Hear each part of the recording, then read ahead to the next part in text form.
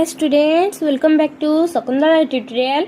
आज आम आलोचना करवा ओडिया साहित्य दर्पण पुस्तक रीति साहित्य संपर्क में। रीति साहित्य क्या कहुए, रीति साहित्यर तथ्यावली गुड़िक कौन रही आम 60 MCQ रे आलोचना कर सारी। आज 61 नंबर आलोचना करवा। फर्स्ट क्वेश्चन, उद्धव गोपांगना मानकर विरह दशारे व्यथित होई मधुपुर रे श्रीकृष्णଙ୍କ निकटरे गोपी मानकर दुर्विसह विरह चित्र प्रदान करिबा एवं श्रीकृष्ण व्यथित होई गोपी मानक प्रति गभीर अनुराग प्रकाश पाइबार चित्र रसकल्लोल काव्यर केउ छंदरे रचित? ऑप्शन गुड़िक है चतुर्थिंश, त्रयोत्रिंश, त्रिंश और विंश। आंसर कौन हम? चतुर्थिंश अध्याय। उद्धव गोपांगना मानकर विरह दशार व्यथित होई मधुपुर रे श्रीकृष्ण निकट रे गोपी मानकर दुर्विसह विरह चित्र प्रतिपादन करिबा एवं श्रीकृष्ण व्यथित होई गोपी मानक प्रति गभीर अनुराग प्रकाश पाइबार चित्र रसकल्लोल चतुर्थिंश अध्याय रे वर्णित अछि। आर्तवल्लभ महांती केते मसीहारे रसकल्लोल काव्यर प्रथम संपादना करथिले? 1922, 1925, 1927 ना 1929? आंसर हम 1927।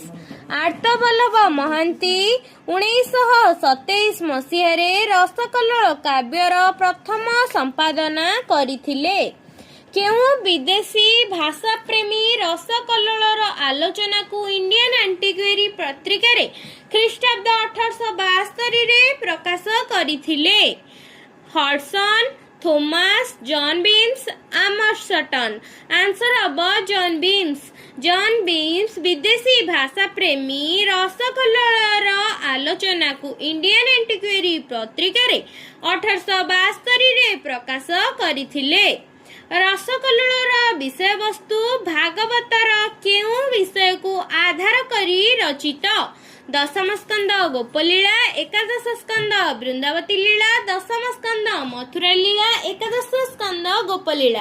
आंसर अब दशम स्कंद गोपलीला को आधार करी रचित। रसकल्लोल विषय वस्तु भागवतर दशम स्कंदर गोपलीलार विषय वस्तु को आधार करी रचित। केउ ग्रंथ रे राधा कृष्णଙ୍କ प्रेम लीला वर्णित होईछि? त्रिपुरा मोहिनी, मदन मंजरी, अनंग रेखा, केली कल्पद्रुम चौतीसा। आंसर अब केली कल्पद्रुम चौतीसा। केली कल्पद्रुम चौतीसा ग्रंथ रे राधा कृष्णଙ୍କର प्रेम लीला वर्णित होईछि। कुंद, कुमुद, कर्पूर, गोखीर, कंबु, शंभु, पर्वत, गंगानीर, कला, धौत, स्फटिक, तुषार, काश, सागर, फेन, शशधर। एही पदरे कवि दीनकृष्ण दास कहार रूप वर्णना करिसंती? श्रीकृष्ण, बलराम, शिव, श्री जगन्नाथ। आंसर अब बलरामंकर। कुंद, कुमुद, कर्पूर, गोखीर, कंबु, शंभु, पर्वत, गंगानीर, कला, धौत, स्फटिक, तुषार, काश, सागर, फेन, शशधर। आंसर अब बलराम। केउ ग्रंथ को दीनकृष्ण दास प्रतिदिन गरुड़ स्तंभ निकटरे जगन्नाथଙ୍କ उद्देश्य आवृत्ति करी कुष्ठ व्याधि मुक्ति पाइथिबार जनश्रुति रहिछि? जगमोहन छंद, रसकल्लोल, आर्तत्राण चौतीसा, रस विनोद। आंसर हम आर्तत्राण चौतीसा। आर्तत्राण चौतीसा ग्रंथ को दीनकृष्ण दास प्रतिदिन गरुड़ स्तंभ निकटरे जगन्नाथଙ୍କ उद्देश्य आवृत्ति करिबा कुष्ठ व्याधि मुक्ति पाइथिबार जनश्रुति रहिछि। कांत, कोमल, ललित पदावलीर रीति जुगरे केउ ग्रंथटी रचित? कोटि ब्रह्मांड सुंदरी, परिमला, इच्छावती, रसकल्लोल। आंसर अब कांत, कोमल, ललित पदावली रे रीति जुगर रसकल्लोल ग्रंथटी रचित होईछि।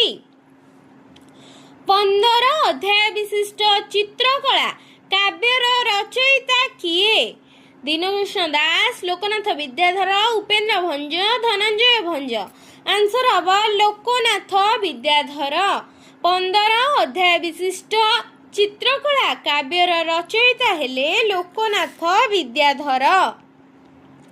ନେକ୍ସଟ କ୍ୱେଶ୍ଚିନ୍, କେଉଁ କାବ୍ୟରେ ନାୟକ ଅବନୀ ତିଳକ ଓ ନାୟିକା ସର୍ବାଙ୍ଗ ସୁନ୍ଦରୀ? କେଉଁ କାବ୍ୟରେ ନାୟକ ଅବନୀ ତିଳକ ଓ ନାୟିକା ସର୍ବାଙ୍ଗ ସୁନ୍ଦରୀଙ୍କ ପ୍ରଣୟ ଚିତ୍ର ବର୍ଣ୍ଣିତ ହୋଇଛି? ସର୍ବାଙ୍ଗ ସୁନ୍ଦରୀ, ପଦ୍ମାବତୀ ପରିଣୟ, ରସକଳା, ବୃନ୍ଦାବନ ବିହାର। ଆନ୍ସର ହବ ସର୍ବାଙ୍ଗ ସୁନ୍ଦରୀ। ସର୍ବାଙ୍ଗ ସୁନ୍ଦରୀ କାବ୍ୟରେ ନାୟକ ଅବନୀ ତିଳକ ଓ ନାୟିକା ସର୍ବାଙ୍ଗ ସୁନ୍ଦରୀଙ୍କ ପ୍ରଣୟ ଚିତ୍ର ବର୍ଣ୍ଣିତ ହୋଇଛି। ଦୀନକୃଷ୍ଣ ଦାସଙ୍କ କେଉଁ ଗ୍ରନ୍ଥଟି ସଂସ୍କୃତ ଚାଣକ୍ୟ ନୀତିର ଅନୁବାଦ ଓ ଟୀକା ଗ୍ରନ୍ଥ ରୂପେ ପରିଚିତ? ନାମରତ୍ନ ଗୀତା, ଗୁଣସାଗର, ପ୍ରସ୍ତାବ ସିନ୍ଧୁ, ସଂସାର ବୋଧନ। ଆନ୍ସର ହେଲା ପ୍ରସ୍ତାବ ସିନ୍ଧୁ। ଦୀନକୃଷ୍ଣ ଦାସଙ୍କ ପ୍ରସ୍ତାବ ସିନ୍ଧୁ ଗ୍ରନ୍ଥଟି ସଂସ୍କୃତ ଚାଣକ୍ୟ ନୀତିର ଅନୁବାଦ ଓ ଟୀକା ଗ୍ରନ୍ଥ ରୂପେ ପରିଚିତ। ଦୀନକୃଷ୍ଣ ଦାସଙ୍କର କେଉଁ ଗ୍ରନ୍ଥଟି ଶ୍ରୀକୃଷ୍ଣ ଅର୍ଜୁନ ସମ୍ବାଦ ଛଳରେ ଆଲୋଚିତ ହୋଇଛି? ନାମରତ୍ନ ଗୀତା, ରସବିନୋଦ, ଧର୍ମସାଗର, ମୁକ୍ତିସାଗର। ଆନ୍ସର ହବ ନାମରତ୍ନ ଗୀତା। ଦୀନକୃଷ୍ଣ ଦାସଙ୍କ ନାମରତ୍ନ ଗୀତା ଗ୍ରନ୍ଥଟି ଶ୍ରୀକୃଷ୍ଣ ଅର୍ଜୁନ ସମ୍ବାଦ ଛଳରେ ଆଲୋଚିତ ହୋଇଛି। 26 ଗୋଟି ଦୀର୍ଘ ଛାନ୍ଦଯୁକ୍ତ ନୀଳାଦ୍ରି ମହୋତ୍ସବ ଗ୍ରନ୍ଥର ରଚୟିତା କିଏ? 26 ଗୋଟି ଦୀର୍ଘ ଛାନ୍ଦଯୁକ୍ତ ନୀଳାଦ୍ରି ମହୋତ୍ସବ ଗ୍ରନ୍ଥର ରଚୟିତା କିଏ? ଧନଞ୍ଜୟ ଭଞ୍ଜ, ଉପେନ୍ଦ୍ର ଭଞ୍ଜ, ଲୋକନାଥ ବିଦ୍ୟାଧର, ବୃନ୍ଦାବତୀ ଦାସୀ। ଆନ୍ସର ହବ ଲୋକନାଥ ବିଦ୍ୟାଧର। 26 ଗୋଟି ଦୀର୍ଘ ଛାନ୍ଦଯୁକ୍ତ ନୀଳାଦ୍ରି ମହୋତ୍ସବ ଗ୍ରନ୍ଥର ରଚୟିତା ଲୋକନାଥ ବିଦ୍ୟାଧର। କେଉଁ ପୁସ୍ତକରେ ପୁରୀରେ ଶ୍ରୀ ଜଗନ୍ନାଥଙ୍କର ଦ୍ୱାଦଶ ଯାତ୍ରାର ସୁନ୍ଦର ବର୍ଣ୍ଣନା ରହିଛି? ନୀଳାଦ୍ରି ମହୋତ୍ସବ, ବୃନ୍ଦାବନ ବିହାର, ବା ଚଉତିସା, ସର୍ବାଙ୍ଗ ସୁନ୍ଦରୀ। ଆନ୍ସର ହବ ନୀଳାଦ୍ରି ମହୋତ୍ସବ। ନୀଳାଦ୍ରି ମହୋତ୍ସବ ପୁସ୍ତକରେ ପୁରୀରେ ଶ୍ରୀ ଜଗନ୍ନାଥଙ୍କ ଦ୍ୱାଦଶ ଯାତ୍ରାର ସୁନ୍ଦର ବର୍ଣ୍ଣନା ରହିଛି। କେଉଁ ପୁସ୍ତକରେ ରାଜା ଯୁଧିଷ୍ଠିର ମନ୍ତ୍ରୀ ସହଦେବଙ୍କୁ କଳିଯୁଗର ସମ୍ବନ୍ଧରେ ପ୍ରଶ୍ନ ପଚାରି ଉତ୍ତର ଦାନରେ ମନୋବ୍ୟଥା ଦୂର କରିବାକୁ ଅନୁରୋଧ କରିଥିଲେ? କୃଷ୍ଣ ଚଉତିସା, ଜ୍ଞାନୋଦୟ କୋଇଲି, ବୃନ୍ଦାବନ ବିହାର, ବା ଚଉତିସା। ଆନ୍ସର ହବ ବା ଚଉତିସା। ବା ଚଉତିସା ପୁସ୍ତକରେ ରାଜା ଯୁଧିଷ୍ଠିର ମନ୍ତ୍ରୀ ସହଦେବଙ୍କୁ କଳିଯୁଗ ସମ୍ବନ୍ଧରେ ପ୍ରଶ୍ନ ପଚାରି ଉତ୍ତର ଦାନରେ ମନୋବ୍ୟଥା ଦୂର କରିବାକୁ ଅନୁରୋଧ କରିଥିଲେ। ବା ଚଉତିସା ଓ ଗୋପଲୀଳା ସପ୍ତରାଗ ଚଉତିସା ଦ୍ୱୟର ରଚୟିତା କିଏ? ବା ଚଉତିସା ଓ ଗୋପଲୀଳା ସପ୍ତରାଗ ଚଉତିସାର ଦ୍ୱୟର ରଚୟିତା ହେଉଛନ୍ତି ଲୋକନାଥ ବିଦ୍ୟାଧର। ଲୋକନାଥ ବିଦ୍ୟାଧରଙ୍କ 18 ଛାନ୍ଦ ବିଶିଷ୍ଟ ପଦ୍ମାବତୀ ପରିଣୟ କାବ୍ୟଟି କେତେ ଖ୍ରୀଷ୍ଟାବ୍ଦରେ ସମ୍ପୂର୍ଣ୍ଣ ହୋଇଥିବାର ଜଣାଯାଏ? 1692, 1698, 1694 ନା ଖ୍ରୀଷ୍ଟାବ୍ଦ 1696? ଆନ୍ସର ହବ ଖ୍ରୀଷ୍ଟାବ୍ଦ 1698। ଲୋକନାଥ ବିଦ୍ୟାଧରଙ୍କ 18 ଛାନ୍ଦ ବିଶିଷ୍ଟ ପଦ୍ମାବତୀ ପରିଣୟ କାବ୍ୟଟି ଖ୍ରୀଷ୍ଟାବ୍ଦ 1698ରେ ସମ୍ପୂର୍ଣ୍ଣ ହୋଇଥିବାର ଜଣାଯାଇଥାଏ। ଜ୍ଞାନୋଦୟ କୋଇଲି ଓ ବୃନ୍ଦାବନ ବିହାର ପୁସ୍ତକ ଦ୍ୱୟର ରଚୟିତା କିଏ? ବୃନ୍ଦାବତୀ ଦାସୀ, ଲୋକନାଥ ବିଦ୍ୟାଧର ବା ନାଥିଆ, ଭୂପତି ପଣ୍ଡିତ, ଦନେଇ ଦାସ। ଆନ୍ସର ହବ ଲୋକନାଥ ବିଦ୍ୟାଧର ବା ନାଥିଆ। ସେ ଛଦ୍ମ ନାମରେ ରଚନା କରିଥିଲେ। ନାଥିଆ ନାମରେ କଣ? ଜ୍ଞାନୋଦୟ କୋଇଲି ଓ ବୃନ୍ଦାବନ ବିହାର। ଉପେନ୍ଦ୍ର ଭଞ୍ଜଙ୍କ ଜନ୍ମ କାଳକୁ समालोचक माने केते समय मध्य निरूपित करिसंती 1670 रु 1680 ख्रीष्टाब्द 1680 ख्रीष्टाब्द 1665 ना ख्रीष्टाब्द 1690 आंसर हम ख्रीष्टाब्द 1670 रु 1680 उपेन्द्र भंजक जन्म काल को समालोचक माने ख्रीष्टाब्द 1670 रु 80 समय मध्य निरूपित करिसंती। प्रसिद्ध विष्णु क्षेत्र ओडगाँर रघुनाथ पीठरे केउ मंत्र जप करी अपूर्व कवित्व लाभ करथिले बोली सुनिबाकू मिलिथाए। कृष्ण मंत्र, सूर्य एकाक्षर मंत्र, राम तारका मंत्र, श्याम मंत्र। आंसर हम राम तारका मंत्र। प्रसिद्ध विष्णु क्षेत्र ओडगाँ रे रघुनाथ पीठ रे राम तारका मंत्र जप करी अपूर्व कवित्व लाभ करथिले बोली सुनिबाकू मिलिथाए। उपेन्द्र भंजक केउ काव्यटी आद्यप्रांत क अक्षर नियम रे रचित? रसकल्लोल, सुभद्रा परिणय, रस पंचक, कला कौतुक। यार ऑप्शन ही जाना पड़ जिवा आद्य रे क प्रांत रे मध्य क। आंसर का हबो कला कौतुक। चंद्रभानु, चंद्रभानु कि कौन रचना करिसंती? चंद्रभानु रचना करिसंती लावण्यवती। पुष्पकेतु कौन रचना करिसंती? कोटि ब्रह्मांड सुंदरी। राजकुमार, राजकुमार रचना करछन्ती भाववती। श्री रामचंद्र, श्री रामचंद्र कहाँ हीरो रहिले? वैदेहीश विलासर। चंद्रभानु कहाँ? चंद्रभानु लावण्यवती। पुष्पकेतु कहाँ? कोटि ब्रह्मांड सुंदरी। राजकुमार भाववती एवं श्री रामचंद्र हेले वैदेहीश विलासर। 39 छांद विशिष्ट लावण्यवती काल्पनिक काव्यर स्रष्टा किए? उपेन्द्र भंज, महादेव दास, नरसिंह चरण, लोकनाथ विद्याधर। आंसर हम उपेन्द्र भंज। 38 छांद विशिष्ट लावण्यवती काल्पनिक काव्यर स्रष्टा हेले उपेन्द्र भंज। 10टी छांद विशिष्ट कला कौतुक काव्य रे केउ माने लीला को मुख्यतः वर्णना करा जाइछि?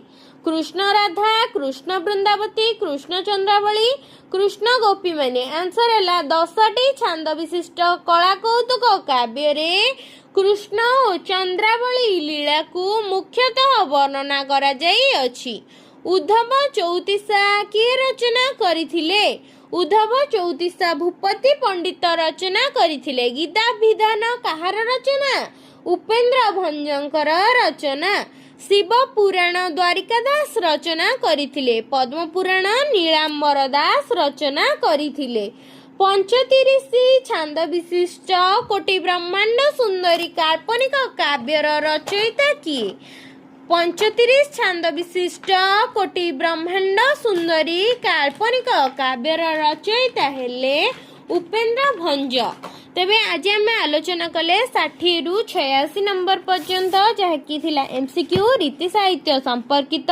सेथिरे आमे जानिले लोकनाथ विद्याधर रचित नीलाद्री महोत्सव कांत कोमल ललित पदावली रे कौन रचना कराइछि ना रसकल्लोल। लोकनाथ विद्याधर अन्य नाम नाथिया। 32 लोकनाथ विद्याधर रचना करथिले। रसकल्लोलर भाषा शैली एवं ताहार विषय वस्तु कौन कौन रही सेगुड़िक जानिले। उपेन्द्र भंज कोटि ब्रह्मांड सुंदरी रचना करथिले जानिले। ए सब विषय रे आमे आलोचना कले। नेक्स्ट क्लास रे आउ 87 नंबर आलोचना करिबा जहाँकि ओडिया साहित्यर दर्पण पुस्तकर रीति साहित्य रे उपलब्ध अच्छी जहाँ आपण मानकर यूजीसी नेट जेआरएफ पई सहयोग होई परिबो। तेबे जदि वीडियोटी भल लागि थाए लाइक शेयर सब्सक्राइब करिवे एवं कमेंट माध्यम रे जणाइबे वीडियोटी किपर लागला।